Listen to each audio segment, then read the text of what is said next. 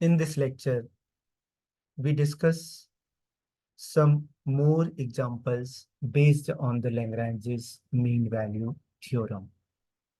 So before solving the example, let us first see what is Lagrange's mean value theorem.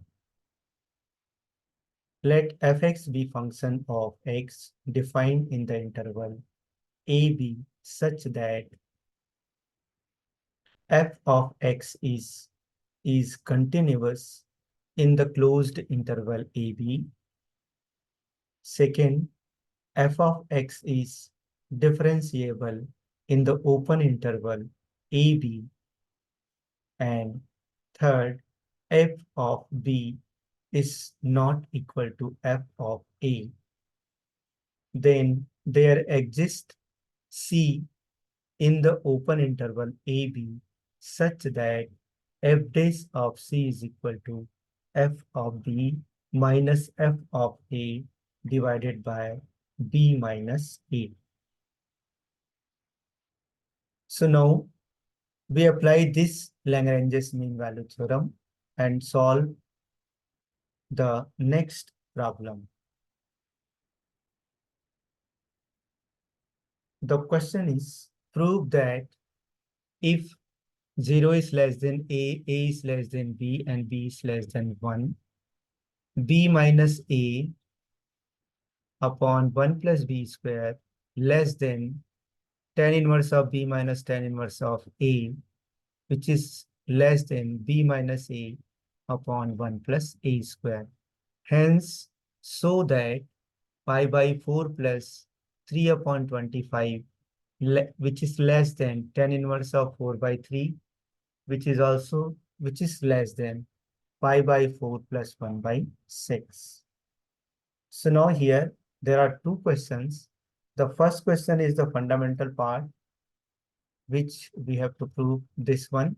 And after that, the second question can be deduced from this fundamental problem. So now here we have to use the mean value theorem. And for the mean value theorem here, it is very simple. Function is given tan inverse of b minus tan inverse of a. Because we have already seen that in mean value theorem, is Lagrange's mean value theorem, there is a upper limit and lower limit, or the interval has lower part and upper part. So here a and b are the lower and upper value of the interval. So tan inverse of b minus tan inverse of a is the part of the values of the function at upper limit as well as lower limit.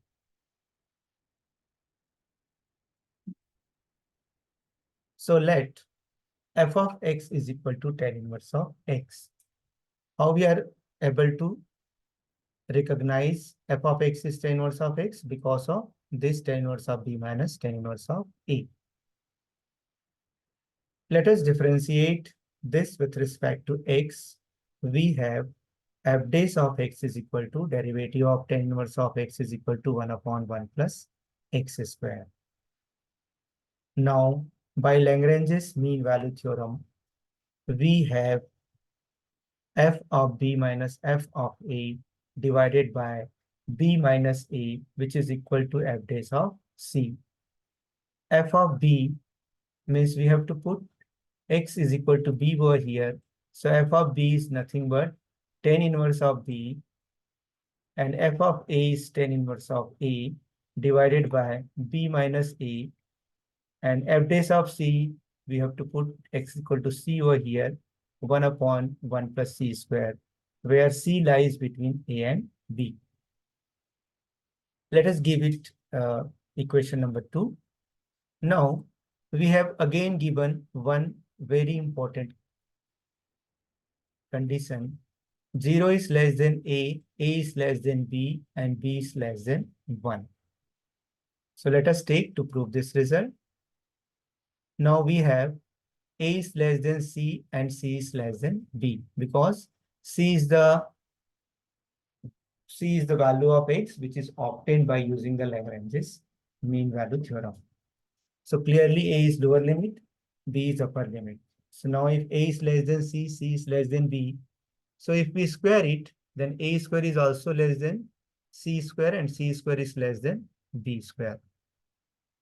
If we add 1 to each and every term, then definitely 1 plus A square is less than 1 plus C square, and 1 plus C square is less than 1 plus B square.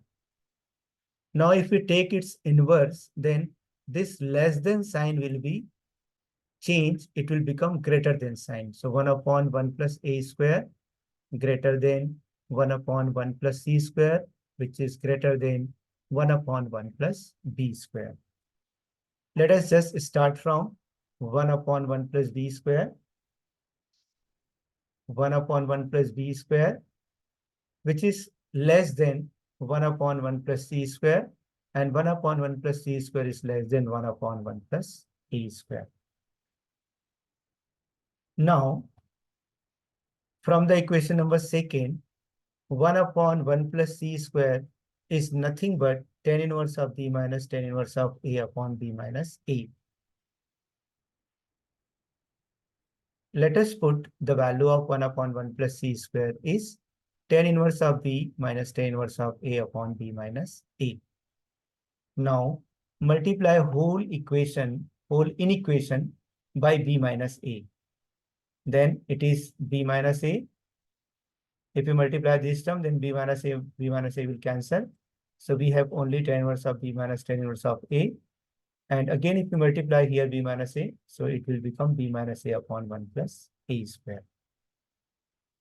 So therefore, B minus A upon 1 plus B square is less than tan inverse of B minus tan inverse of A, which is less than B minus A upon 1 plus A square. So this is our desired result.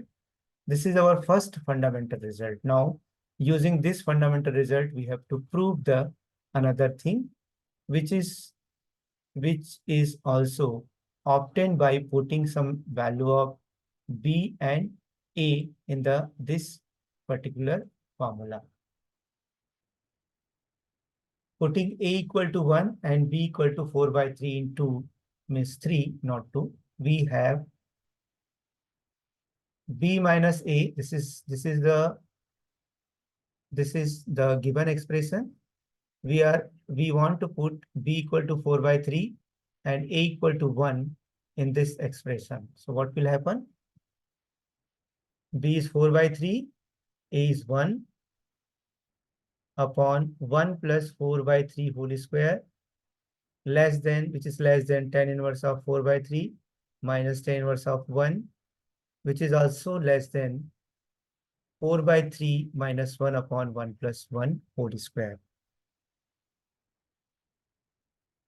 4 by 3 minus 1 is nothing but 1 by 3 and 1 plus 16 upon 9, which is less than tan inverse of 4 by 3 minus tan inverse of 1 is nothing but pi by 4, 45 degree. So we can write down it is pi by 4, and this is less than 4 by 3 minus 1. So 4 by 3 minus 1 can be written as 4 minus 3 by 3 means 1 by 3. So now if we simplify it, 1 plus 16 by 9, 1 plus 16 by 9, this can be written as 9 plus 16 upon 9, which is equal to 25 by 9. 25 by 9 and 1 upon 3 is in numerator.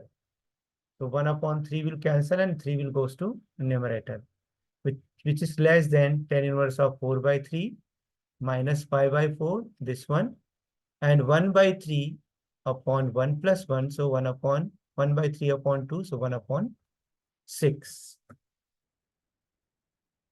Now, if we add pi by 4 to each and every terms, then 3 upon 25 plus pi by 4, tan inverse of 4 by 3 plus pi by 4 and minus pi by 4, which will become 0, which is less than pi by 4 plus 1 upon 6. And this is our result. So in this manner, we are able to apply the Lagrange's mean value theorem, and we can prove some fundamental result. And with the help of that fundamental result, we are also able to get some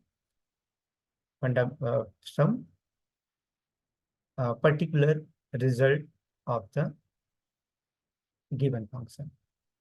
Thank you.